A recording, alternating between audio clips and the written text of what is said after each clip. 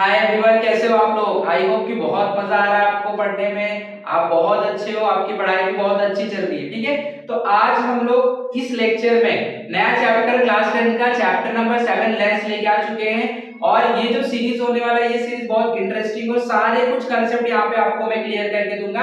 आप लोग रेडी हो जाओ, अपना पेन और पेंसिल नोटबुक जो भी है सब निकाल के रेडी हो जाओ and let us see. So welcome once again to a wonderful सा चैनल द एसएम एकेडमी। तो हम लोगों ने लास्ट टाइम पे जो चैप्टर देखा था वो refraction, that is lesson number 6 refraction देखा था, राइट। उसमें हम लोग ने इमेज फॉर्मेशन देखा था with the help of mirror, right. तो ये जो चैप्टर है, नेक्स्ट चैप्टर जो हम लोग आज स्टार्ट करने वाले हैं, इसके अंदर में हम लोग इमेज फॉर्मेशन के बारे में पढ़ेंगे।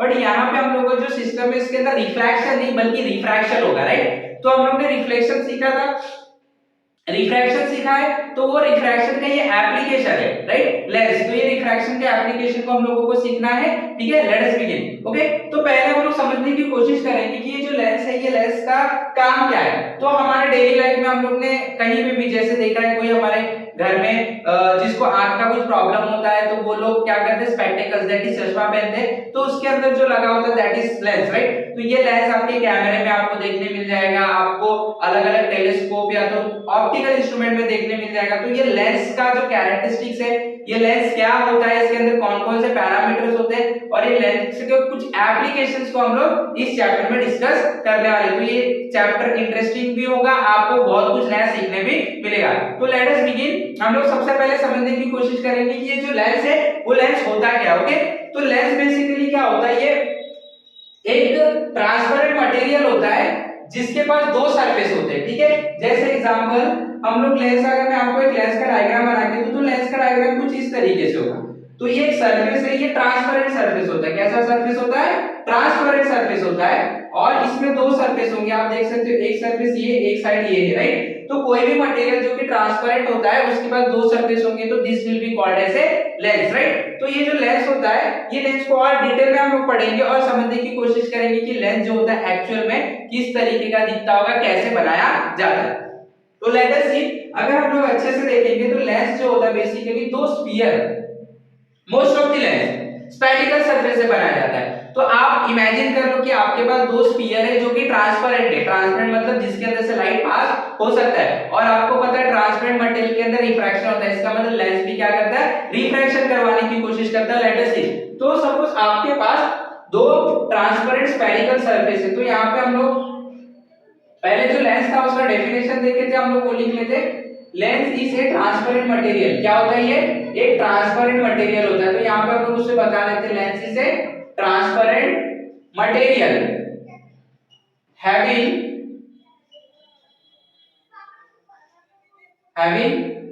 two surface, having two surface bounded, एक दूसरे से जुड़े होते हैं। Okay, having two surface bounded। अब इसे बनाया कैसे जाता है, तो आपको दो क्या करना है, स्फीयर इमेजिन करना जो कि ट्रांसपेरेंट। ओके, तो यहाँ पे मैं दो स्फीयर इमेजिन कर लेता हूँ। तो यहाँ पे हम लोग देखेंगे, सपोज ये आपके पास एक स्फीयर है, ठीक है, ये एक स्फीयर है और एक स्फीयर आपने ले लिया। तो जरूरी नहीं कि दोनों स्फीयर का रेडियस सेम है। अगर रेडियस सेम है तो बहुत अच्छी बात है, तो हम लोग ट्राई करेंगे रेडियस सेम रखने की। ओके, तो हमारे पास और एक स्फीयर है ये वाला। तो हमारे पास दो स्फीयर यहाँ पे आ गया, राइट। अब ये दो स्फीयर में हम लोग ये वाले स्फीयर को थोड़ा सा मैथमेटिकली समझते हैं। तो ये स्फीयर है, तो ये स्फीयर का कोई ये जो पॉइंट है वो सेंटर होगा। सेम ये स्फीयर के लिए ये पॉइंट क्या होगा, सेंटर होगा, राइट। अभी ये दोनों स्फीयर जो है, ये दोनों स्फीयर ट्रांसपेरेंट मटेरियल, तो ये दोनों स्फीयर को जोड़ा जाता है। तो मैंने दोनों स्फीयर को कंबाइन किया किसी मेथड से, और उसके बाद ये वाला जो पोर्शन आपको दिखाई दे रहा है, जैसे ये वाला जो हम लोगों को पोर्शन दिखाई दे रहा है, ये पोर्शन को हम लोग क्या करते हैं, कट करके इसमें से निकाल देते हैं, राइट। ये पोर्शन को इसके अंदर से हम लोग निकाल देते हैं। ये जो पोर्शन आपको दिख रहा है शेडेड जो मैंने बनाया, this portion is called as lens. तो ये पोर्शन को हम लोग यूज करते हैं एज ए लेंस, राइट। तो कैसे बनाया, हम लोग ने दो स्फीयर लिया, दो स्फीयर को हम लोग ने कंबाइन किया, बाउंड किया। उसके बाद हम लोगों ने क्या किया, उसके बाद हम लोग ये जो पार्ट है वो पार्ट को क्या करेंगे, देखो ये जो पार्ट है, ये पार्ट को हम लोग यहाँ से कट करके निकाल देंगे। अब ये जो हमारे पास बचा है, इस वाले पर्टिकुलर चीज को हम लोग क्या बोलते हैं, लेंस बोलते हैं। क्या बोलते हैं, लेंस बोलते हैं। तो हम लोग को आइडिया आ गया लेंस कैसे बनाया जाता है। तो लेंस जो होता है वो दो ट्रांसपेरेंट मीडियम से बनाया जाता है, दो ट्रांसपेरेंट मीडियम से बनाया जाता है। अंदर दोनों जो स्फीयर होंगे, बेसिकली मोस्टली बहुत सारे जो लेंसेस होते हैं वो स्फीयर से बनाए जाते हैं। कुछ लेंस के कंडीशंस होते हैं, कुछ अलग स्पेसिफिकेशन होते हैं जो कि प्लेन सरफेस या अदर तरीके के सरफेस से बनाए जाते हैं, but mostly spherical transparent material से बनाया जाता है। तो ये हम लोगों को एक लेंस मिल गया, ठीक है। अब देखो मैं दूसरा केस आपको बताऊंगा। सपोज आपके पास दो स्फीयर है, ये हमारे पास एक स्फीयर हो गया, यहां पे मेरे पास और एक स्फीयर है, ठीक है, ये और एक स्फीयर है।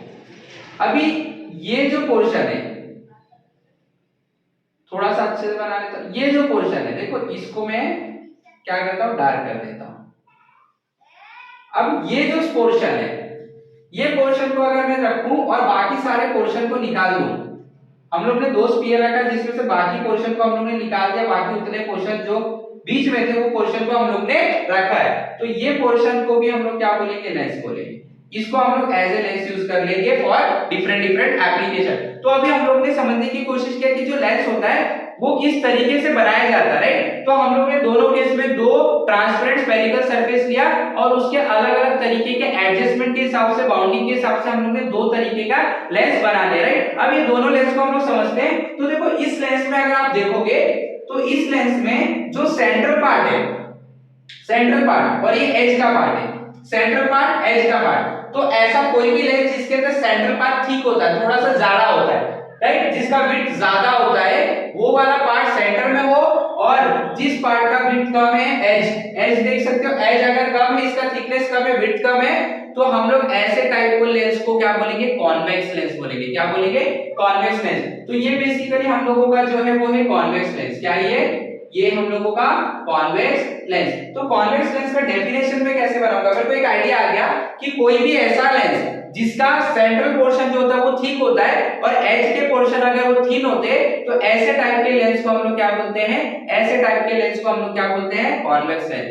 तो हमारे पास एक ऐसा लेंस है, तो ये वाला जो हिस्सा है, ये वाला जो हिस्सा है, ये हम लोगों का ठीक है, यहाँ का हिस्सा थिन है, तो ये हम लोगों का कॉन्वेक्स लेंस हो जाएगा, राइट। तो दिस इज कॉन्वेक्स लेंस। अभी कॉन्वेक्स लेंस के बारे में अगर मेरे को लिखना है इसका डेफिनेशन, तो मैं कैसे लिखूंगा, तो मैं लिखूंगा ए लेंस हैविंग थिकर, नहीं आप तो ऐसे लिख सकते, a lens which is thicker at the center and thinner towards the edge is called as convex lens। इसको आप क्या बोल सकते हो, कॉन्वेक्स लेंस। तो ये हमारा क्या हो गया, कॉन्वेक्स लेंस हो गया।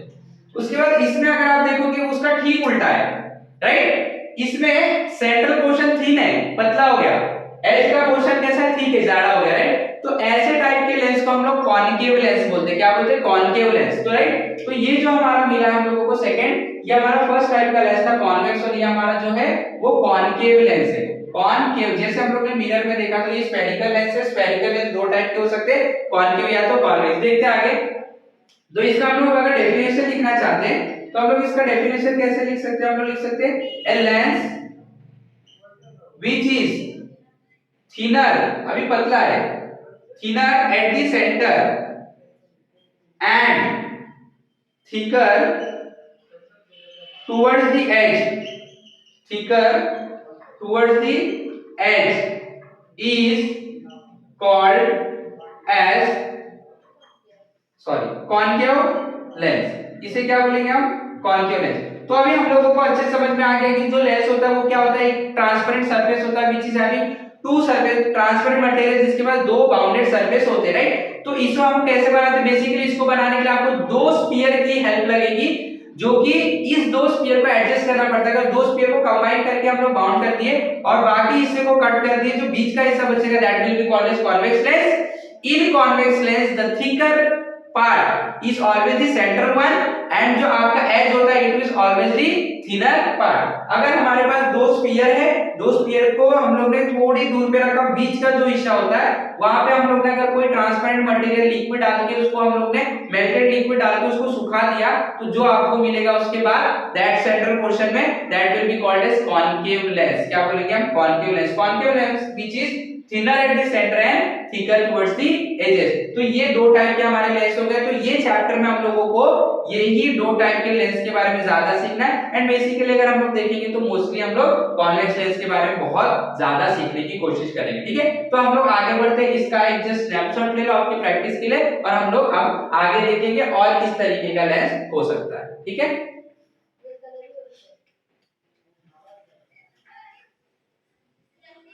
जस्ट मैं इतना हिस्सा क्वेश्चन रफ करूंगा। अभी देखो, सपोज आपके पास एक प्लेन सरफेस है, यानी कि एक ट्रांसपेरेंट सरफेस प्लेन है और एक ट्रांसपेरेंट सरफेस जो है आपका वो स्फेरिकल है, ठीक है। कुछ इस तरीके से, जैसे मैंने बोला मेरे पास एक स्फेरिकल सरफेस है, अच्छे से बना लेते हैं हम। ओके, ये एक स्फेरिकल सरफेस है। उसके बाद मैंने क्या किया, उसके बाद मैंने एक प्लेन सरफेस लेके आया। क्या लेके आया? Plane surface. तो अगर मेरे पास एक प्लेन सरफेस और एक स्फेरिकल सरफेस है, मैंने प्लेन सरफेस को लेके आया और मैंने क्या किया, प्लेन सरफेस को कंबाइन कर दिया। ये मेरे पास एक प्लेन सरफेस है मान लेते हैं, ठीक है। ये प्लेन सरफेस लाया मैंने, इसके साथ कंबाइन कर दिया। अब उसके बाद मैंने क्या किया, इतना जो पोर्शन है इसको मैंने कट करके निकाल दिया।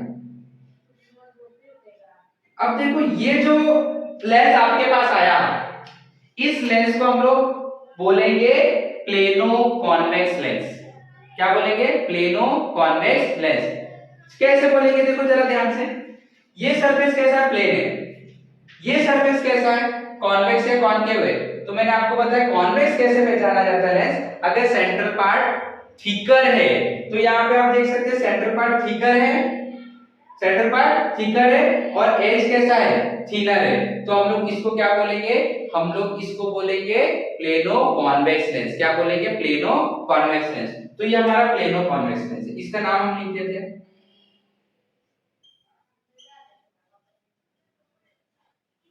ठीक है। ओके, सपोज आपके पास ये थर्ड टाइप है, बहुत सारे टाइप के होते हैं, हम लोग कुछ डिस्कस कर लेते हैं। अगर सपोज आपके पास एक स्फेरिकल ट्रांसपेरेंट सरफेस और एक प्लेन है, ठीक है। देखो जरा ध्यान से, ये स्फेरिकल है, ठीक है। यहाँ पे मेरे पास एक प्लेन मिरर लेंस है, या तो प्लेन सरफेस, ठीक है। अब मैं थोड़ा सा इसको पीछे रख देता हूं, ये। अब सपोज हम लोग ने इतना हिस्सा लिया, ठीक है, ये, और उसके बाद मैंने बाकी हिस्से को कट करके निकाल दिया, ये। अब ये भी एक हिसाब से आपके पास क्या मिल गया? लेंस मिल गया। क्या मिल गया? ये लेंस मिल गया। अब ये जो लेंस आपको मिला है, इसे हम लोग बोलते हैं प्लेनो कॉनकेव लेंस। क्या बोलते हैं? Plano concave lens. क्यों? क्योंकि ये सरफेस कैसा? प्लेन, और ये सरफेस कॉनकेव है। यस, कॉनकेव है। कैसे कॉनकेव है? क्योंकि सेंट्रल पार्ट जो है इसका कैसा है? सेंट्रल पार्ट थिन है। सेंट्रल पार्ट अगर थिन रहता है तो हम लोग उसको क्या बोलते हैं? कॉनकेव लेंस बोलते हैं। तो ये वाला जो लेंस होगा आपका, ये होगा आपका प्लेनो कॉनकेव लेंस। क्या होगा? प्लेनो कॉनकेव लेंस होगा, प्लेनो कॉनकेव लेंस। अभी इसके बाद हमारे पास और भी टाइप के लेंस होते हैं जिसके अंदर आप लोग कॉनकेव और कॉन्वेक्स लेंस को जोड़ सकते हैं, कॉनकेव और कॉन्वेक्स लेंस को। तो कॉन्वेक्स कॉनकेव लेंस भी होते हैं, उसको देखते हैं हम लोग। तो सपोज आपके पास इस तरीके का कोई स्ट्रक्चर है,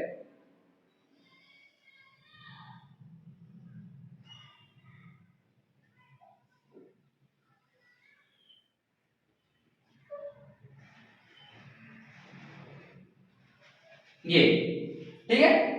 अभी इसमें आप देखोगे ये जो है दोनों सरफेस स्फेरिकल है, इसका मतलब एक कॉनकेव होगा एक कॉन्वेक्स होगा। तो यहां पे अगर आप देखोगे तो यहां पे थिकर, सेंटर पार्ट ठीक है। अगर नहीं लग रहा है तो हम लोग देख सकते हैं ये इतना ही है और सेंटर पार्ट ज्यादा बड़ा है।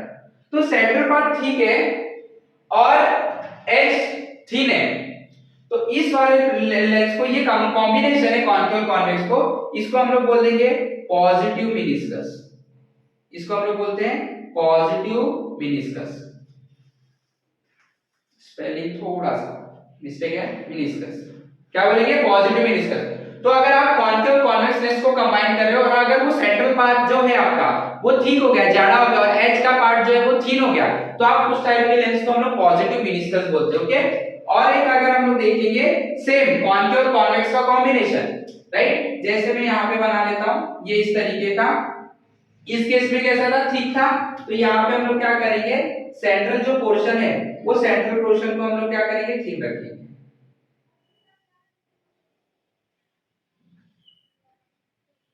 ये इस तरीके का थोड़ा सा कर्व रहेगा, ये इस तरीके का। तो ये वाला जो है इसमें अगर आप देखोगे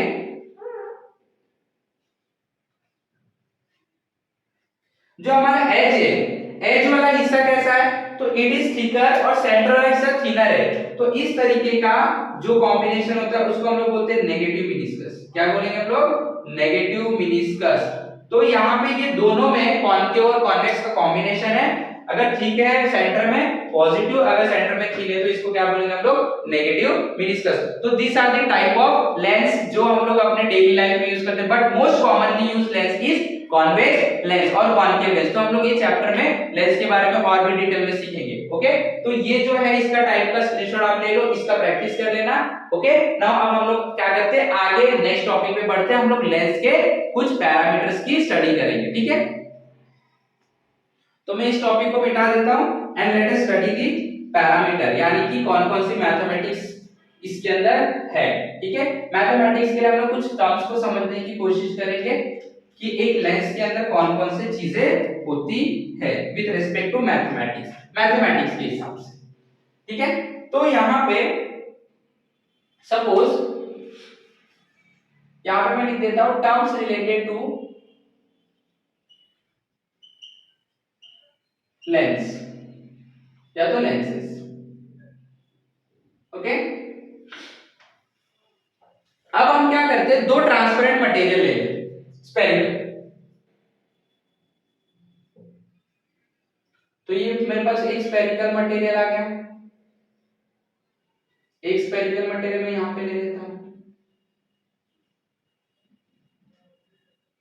ये।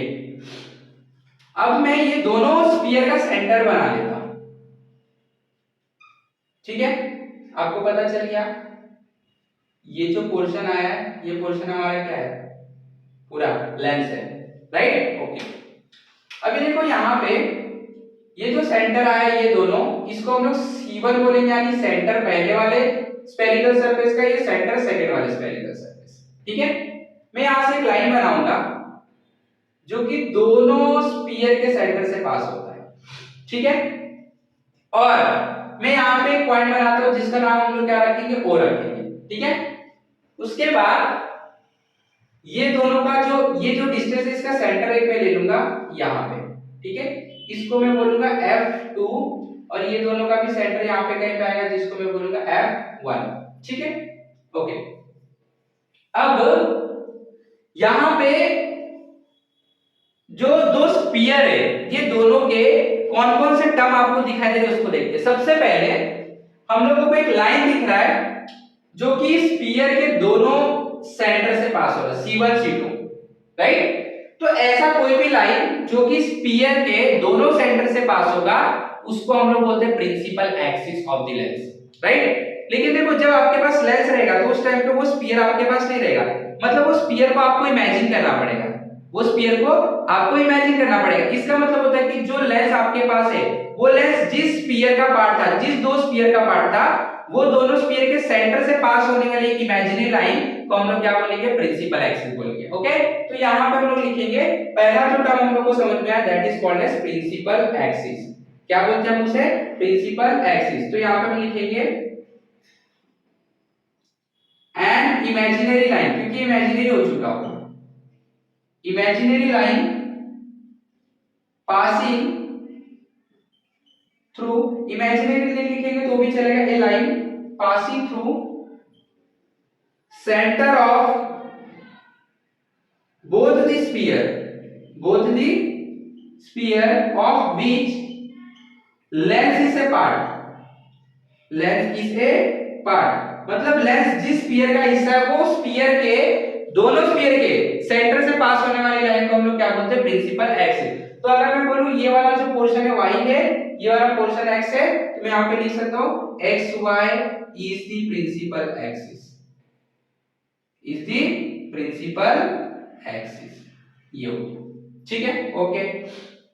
अभी सेंटर, जो लेंस का सेंटर है, एग्जैक्ट जो सेंटर है लेंस का, जिसको मैंने पॉइंट ओ से डिनोट किया, इसको हम लोग बोलते हैं optical centre of the lens. तो यहां पे मैं लिख देता हूं, एक और टर्म है ऑप्टिकल सेंटर। ऑप्टिकल सेंटर ये क्या होता है? The centre of the lens through which if ray of light passes, it pass without any deviation, without any deviation। इसका मतलब क्या हुआ? इसका मतलब होता है ये एक ऐसा पॉइंट होता है लेंस में जो कि सेंटर पे होता है। अगर उस पॉइंट से कोई इंसिडेंट रे जा रहा है तो जब वो दूसरे मीडियम में जाएगा तो वो बिना किसी बेंडिंग के स्ट्रेट चला जाता है। हमेशा कैसे चला जाता है? स्ट्रेट। जैसे अगर ये आपके पास लेंस से centre of curvature sorry optical centre है, तो एक लाइट जाएगा तो ये इससे जा रहा है तो ये बेंड नहीं होगा, लाइट कैसे चला जाएगा? स्ट्रेट चला जाएगा। तो इसको हम लोग क्या बोलते हैं? Optical centre. उसके बाद third, centre of curvature, centre of curvature. तो यहां पे इसमें मैं बोल देता हूं पॉइंट ओ है जो वो ये पॉइंट ओ, इसमें सेंटर ऑफ कर्वेचर देखो। अभी दोनों स्फीयर का जो सेंटर होता है, जिस स्फीयर का वो लेंस हिस्सा है, उस स्फीयर का जिस स्फीयर का वो लेंस हिस्सा है, उस स्फीयर का जो सेंटर होता है उसको हम लोग सेंटर ऑफ कर्वेचर बोलते हैं। जैसे ये लेंस जो है हमारा वो इस दोनों स्फीयर का हिस्सा है, तो ये दोनों सेंटर, दोनों स्फीयर का सेंटर सेंटर ऑफ कर्वेचर कहलाएगा, राइट। तो हम लोग यहां पे लिख देंगे the centre of the sphere, the centre of the spheres of which the lens is a part, of which the lens is a part, is called as center of curvature, center of curvature। तो हमारे इस diagram में basically convex lens है, concave में भी same काम करता है। तो इस डायग्राम में C1 and C2 are curvature, centre of curvature, centre of curvature, ठीक है, ये हमारा सेंटर ऑफ कर्वेचर। अभी उसके बाद फोर्थ, अब देखो यहां पे जो ये डिस्टेंस है centre that is optical centre और सेंटर ऑफ कर्वेचर तक, उस डिस्टेंस को हम लोग रेडियस ऑफ कर्वेचर बोलते हैं। क्या बोलते हैं उसको? Radius of curvature, right. तो ये क्या होता है? The distance between optical centre और सेंटर ऑफ कर्वेचर के बीच में, दोनों स्फीयर के value, the distance between optical centre and centre of curvature is called as radius of curvature. दोनों के लिए रहेगा, ओके।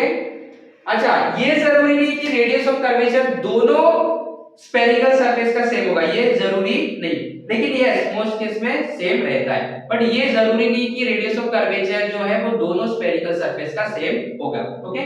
नेक्स्ट यहां पे मैं बता सकता हूं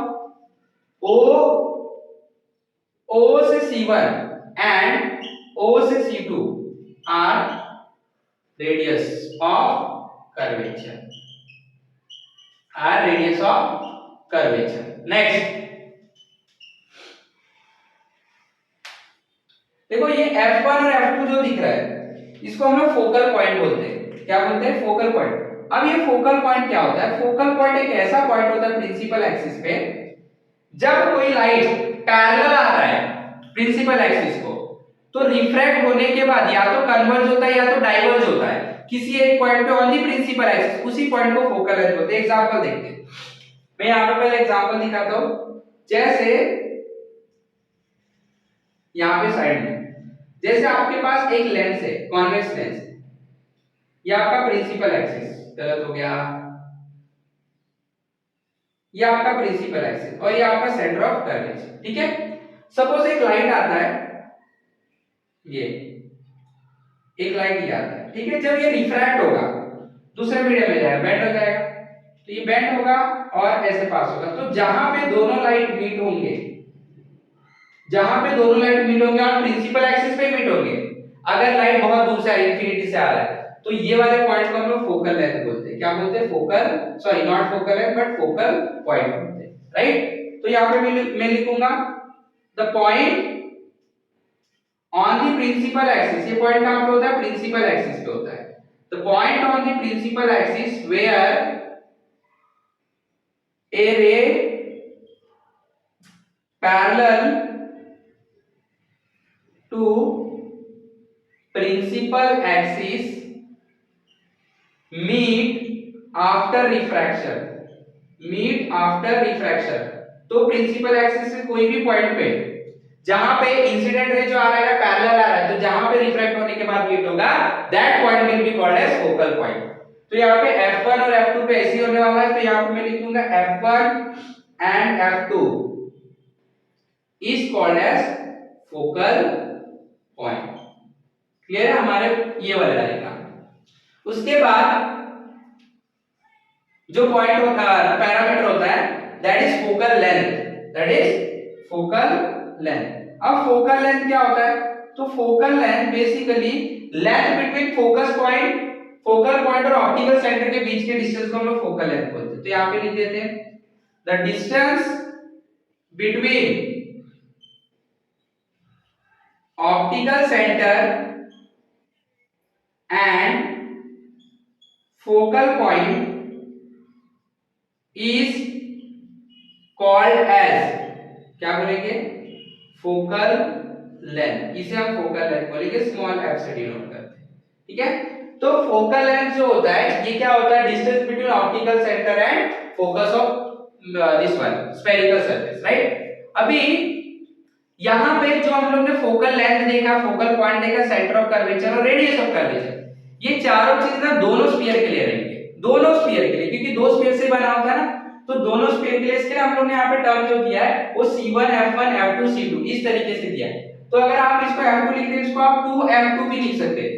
ये जो चीज है इसको आप 2F2 भी लिख सकते हैं, इवन इसको आप 2F1 भी लिख सकते हैं, बिकॉज ये फोकल का डबल ही होता है। हमेशा रेडियस ऑफ कर्वेचर फोकल का डबल ही होता है for very small aperture lens, बहुत छोटे लेंस के लिए, right. So this are some of the term जो हम लोगों को पता रहना चाहिए। आगे का नेक्स्ट टॉपिक समझने के लिए ये सारे टर्म हम लोगों को पता रहना चाहिए। तो आई होप कि सब लोगों को लेंस के बारे में समझ में आ गया, क्या होता है, कितने टाइप के लेंस होते हैं और कौन-कौन से उसके अंदर टर्म्स होते हैं जो हम लोगों को आगे काम आने वाला है, हमेशा काम आता रहेगा जब जब आप लेंस के बारे में स्टडी करोगे। तो ऐसे ही हमारे साथ जुड़े रहे, बहुत कुछ सीखते रहे। अगर आपको कोई भी प्रॉब्लम है just comment in the comment section में आपको कमेंट करना है, और आप लोगों को मैंने डिस्क्रिप्शन में बहुत सारे लिंक दिए, आप सारे लिंक से हमारे साथ हमारे फोरम में जुड़ जाओ, वहां पे आपको बहुत कुछ सीखने मिलेगा। ओके, तो आई होप कि सब लोगों को सच में अच्छे से समझ में आ रहा है। अगर कोई भी डाउट है, मैंने वापस से आपको रिपीट कर देता हूं कि आपको कमेंट सेक्शन में बोलना है। हमारे पास व्हाट्सएप ग्रुप है, हमारे पास टेलीग्राम ग्रुप है, वहां पे भी आप लोगों को हम लोगों को अच्छे से